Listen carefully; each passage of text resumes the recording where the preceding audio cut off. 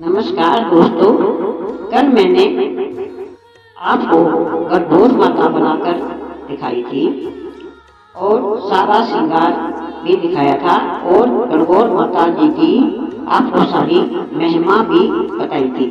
और आज हम ईश्वर जी को बनाकर उनका श्रृंगार किया है और उनका श्रृंगार आपको मैंने सारा बताने की कोशिश की है और इनकी मैंने जोड़ी बनाई है। और पहले तो मैंने सारी मिट्टी भिगोई, 2 दिन तक मिट्टी भिगो कर रखी ईश्वर गणगौर माता की। और फिर मैंने 2 दिन के बाद ईश्वर और गणगौर दोनों बनाए। 2 दिन तक मैंने उनको सुखाया और फिर उनको आज मैं ईश्वर जी को ढंगा बनाकर आपको दिखा रही हूँ। ये पगड़ी मैंने बनाई है और मैंने ये टोपस भी डाले हैं और आंखों में सुरमा वगैरह सब बनाया है और मुखड़ा भी बनाया है। और ये देखो, ये मैंने कंठी भी सजाई है। ये जो और मैंने ये सारा जो फेंटा होता है दूल्हे का, वो भी मैंने सजाया है। और ये माला भी मैंने लाई है, यानी वाइट मैंने ईश्वर जी को धोती पहनाई है बनाकर और रेड कलर का मैंने कुर्ता बनाकर पहनाया है, यानी कि सिंपल ईश्वर जी बनाए हैं, जैसे कि देवी देवता के रूप में भी हैं और दूल्हा भी है। और मैंने सारा बढ़िया उनको सजाया है और सुबह मैंने इनको भोग लगाया है, कल भी भोग लगाया। जैसे जैसे मैंने ईश्वर जी और गणगौर जी की जोड़ी बनाई है, वैसे मैं रोज़ इनको भोग लगाती हूँ और रोज़ इनको हाथ जोड़ती हूँ। ये ईश्वर गणगौर शिव पार्वती का ही शक्ति है और उनका ही है। ये गणगौर माता अमर सुहाग देने वाली है। इनको सभी राजस्थान, हरियाणा, राजस्थान तो पहले ही पूजते थे, मैंने कल भी जैसे आपको बताया, और अब सारा हरियाणा भी पूजने लगा है। आज मैं आपको ईश्वर और गणगौर की कहानी सुना रही हूँ। बहुत समय की बात है जब गणगौर माता दुनिया में आई और सबको पर्चा दिया और सबको दर्शन दिए। और गणगौर माता की जब लोग पूजा करने लगे तो सभी लड़कियां और लेडीसें स्वागन भागन गणगौर माता को 16 दिन पहले पूजने लगती हैं। तो पूजने गई तो एक माली का खेत था तो एक राजा का था। तो राजा ने तो जो चना बड़ा बोया और माली अपनी सिर्फ दूब बोता था। तो 16 दिन तक जो लड़कियां लेडीसें सुहाग भाग कुंवारी जाती थी तो वो सभी दूब लाती थी। तो एक दिन वो माली कहने लगा कि मेरी दूब इतनी कम कैसे होती जा रही है, जगह जगह से मेरी दूब कम होती जा रही है। राजा के जो चने खूब अच्छे से बढ़ रहे हैं। तो एक दिन वो लड़कियों को आते देखता है, वो दूब पाने लगी तो वो माली पीछे भागता है। एक दिन तो वो ले आई, दूसरे दिन फिर गई तो फिर माली वहाँ छुप के बैठा।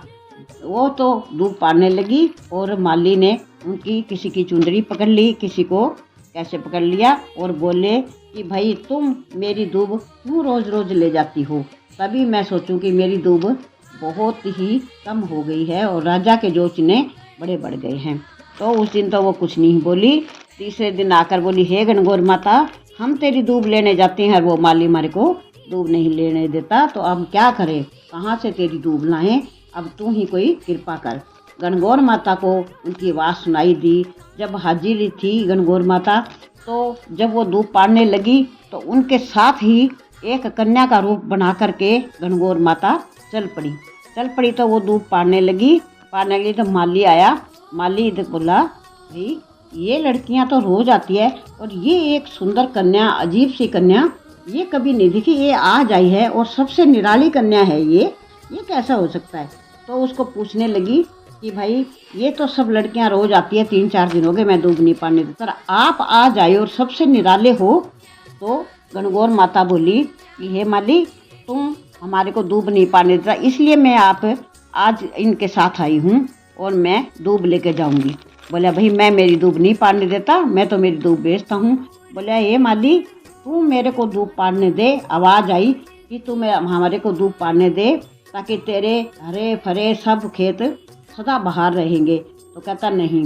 तो करती उस कन्या ने, जो गणगौर माता ने एकदम अपने प्रगट होकर प्रसाद लाई अकेली ही, बोली ले माली ये प्रसाद ले तू, और ये जो लड़कियां हैं ना ये मेरे लिए दूब लेके जाती, मैं हूँ गणगौर माता और ये मेरी ही पूजा करती हैं। अब ये जा करके पुकारने लगी कि वो माली में दूब नहीं पाने देता, इसलिए मैं कन्या का रूप बना करके आज तेरे को प्रसाद भी देने आई हूँ, तेरे को दर्शन भी देने आई हूँ, और तुम इन लड़कियों को मत रोकना क्योंकि ये मेरी पूजा करती है। माली की तो आंखें खुल गई। माली कहता है आप सच में गणगौर माता हो? हाँ हाँ बोली मैं गणगौर माता हूँ, ये ले प्रसाद, लेकिन अभी इस प्रसाद को मत खाना, तेरी जो बखारी है, पहले लोग अलमारी वगैरह, आप तो अलमारी वगैरह कहने लगे, सब पहले बखारी कहते थे, बखारी कहता तेरी बखारी में ये तू रख दियो और तू हम चले जाएं दोपहर के शाम को खोलियो। बोले अच्छा।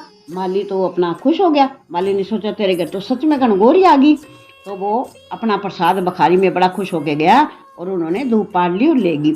शाम को माली को तो चाव चढ़ गया। माली ने सोचा भाई देखूं तो सही सच में गणगौर माता थी या मैं तेरे को बुढ़ा के चली गई, देखूं तो सही भाई क्या पर्चा है, क्या बात है। माली ने एकदम से बखारी खोली और बखारी के अंदर इतना हीरा पन्ना सोना चांदी बाहर निकल कर पड़े और खाने पीने का सारा सामान, प्रसाद का तो हलवा पूरी बहुत कुछ बन गया। उसने हाथ जोड़े कि हे गणगौर माता तू सच में ही गणगौर माता थी, और गणगौर माता के आवाज आई, बोली हे माली देख लिया ना बखारी खोल के, अब कभी भी हर साल मेरी ये लड़कियां औरतें पूजा करती है, कभी भी जिसके खेत में कोई दूब हो तो कोई मना ना करे, और आप स्पेशल दूब बीजना ताकि तेरे सदा बहार भंडारे भरे रहेंगे, हर साल तेरे बहुत नाज होगा, तेरा सब कुछ होगा, ये मेरा आशीर्वाद है। ये जो दूब है ये चैत के महीने मेरी 16 दिन तक पूजा करती हैं और फिर मेरी शादी होती है ईश्वर जी के साथ। और माली बड़ा खुश होया। माली भाग्या सबको कहने लगा कि भाई मेरे घर गणगौर माता आई है, आज के बाद कभी भी मैं किसी को भी खेत में नहीं रोकूंगा, क्योंकि मेरे घर में माता रानी आई है, भगवान आया है।